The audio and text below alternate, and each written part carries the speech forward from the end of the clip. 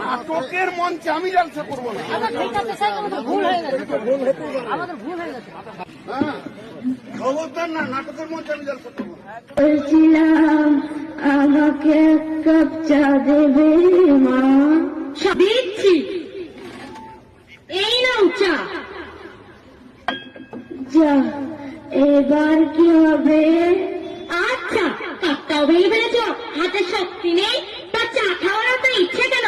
সারাদিন বসে থাকা, আজ থেকে ঘরের কাজে হাত লাগাও, যেমন থালা বাসন মাজা, ঘর মোছা, সারাদিন বসে বসে ঝগড়া করা আর ভালো লাগে না।